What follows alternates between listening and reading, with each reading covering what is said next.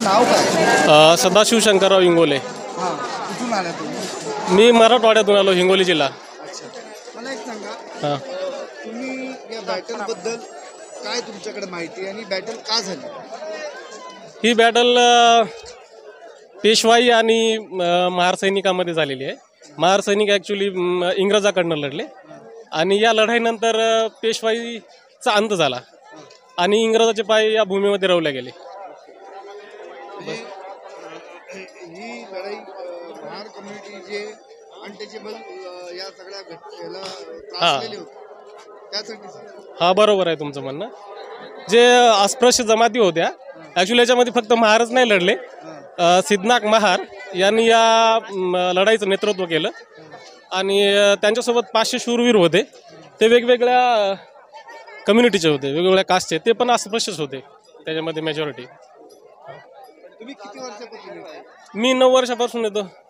हां, एकटेच येतात का आणखी सोबत? गावातले पहिले, मी तर आता इथं पुण्यामध्ये राहतो, देव रोडला. गावाकडनं आम्ही गाडी करून यायचो पहिले सुरुवातीला. आता गावाकडनं आलेले आहेत भरपूर मित्र गावचे. 2018 मध्ये जो काही अटॅक झाला त्यानंतर इथे लोकांची येण्याची संख्या वाढली असं वाटतं? भरपूर वाढली, डबल वाढली सर त्याच्यानंतर. हो, याच्या अगोदर 2018च्या अगोदर लोक यायचे, पण आता जे आज जे तुम्ही बघताय एवढी वर्दळ नव्हती. 2018ला जे झाला हल्ला, कशा पद्धतीने इथं मदत करतात काय? सध्या तर प्रशासनाचं चांगलं व्यवस्थित व्यवस्थापन आहे. हो सर, थँक्यू सर.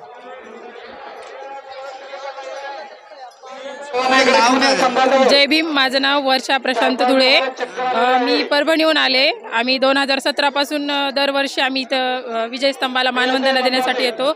म्हणजे इथं जे 500 महावीरांनी जी लढाई केली त्या 500 शूर महावीरांना आम्ही मानवंदना देण्यासाठी दरवर्षी येतो सहपरिवार. हां हां, तेव्हापासून जास्त वाढलेली आहे. हां, 2017ला एवढी गर्दी नव्हती, याच्यापेक्षा 25% गर्दी होती. आता म्हणजे जास्त गर्दी वाढली. आता 2018 पासून जेव्हा लढा तिथं दंगा झाला, खूप छान प्रकारे सहकार्य करतात. पोलीस संरक्षण खूप छान प्रकारे आहे. म्हणजे सरकारने पण खूप आता छान दखल घेतलेली आहे. त्याच्यामुळे दरवर्षी आता गर्दा वाढत चाललेला आहे. म्हणजे गर्दी इथे आल्याच्या नंतर खूप छान वाटतं आम्हाला. धन्यवाद. जय भीम.